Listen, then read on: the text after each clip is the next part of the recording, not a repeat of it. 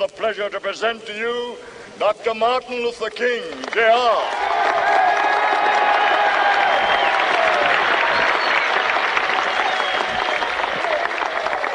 I am happy to join with you today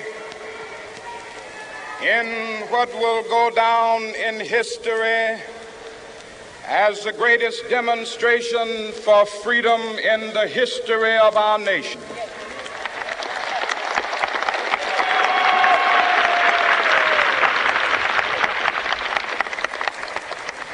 Five score years ago,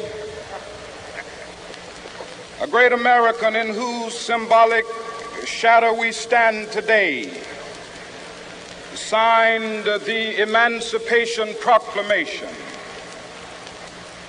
This momentous decree came as a great beacon light of hope to millions of Negro slaves who had been seared in the flames of withering injustice. It came as a joyous daybreak to end the long night of their captivity. But 100 years later, the Negro still is not free. 100 years later, the life of the Negro is still sadly crippled by the manacles of segregation and the chains of discrimination. 100 years later, the Negro lives on a lonely island of poverty. I have a dream that one day this nation will rise up and live out the true meaning of its creed. We hold these truths to be self-evident, that all men are created equal.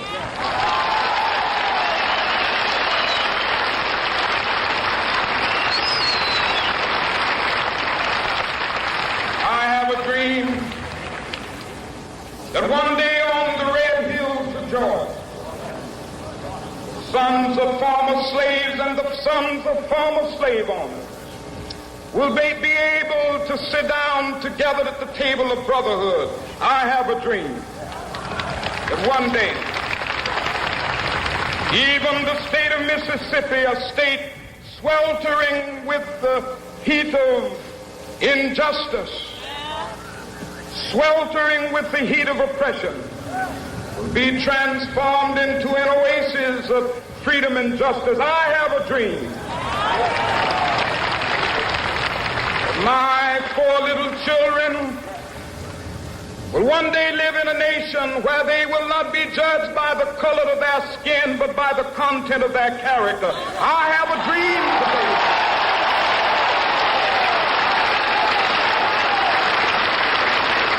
I have a dream that one day, down in Alabama, with its vicious racists, with its governor having his lips dripping with the words of interposition and nullification. One day right there in Alabama, little black boys and black girls will be able to join hands with little white boys and white girls as sisters and brothers. I have a dream today.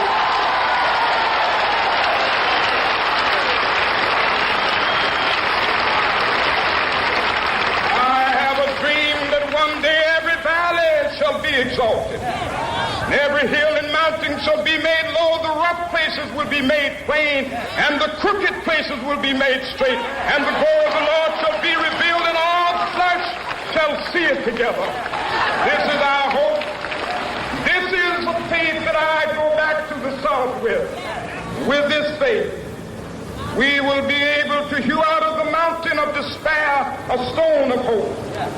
With this faith, we will be able to transform the jangling discords of our nation into a beautiful symphony of brotherhood. With this faith, we will be able to work together, to pray together, to struggle together, to go to jail together, to stand up for freedom together, knowing that we will be free one day.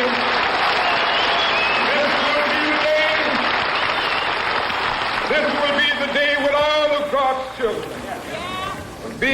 to sing with new meaning, my country, tears of thee. Sweet land of liberty, of thee I sing.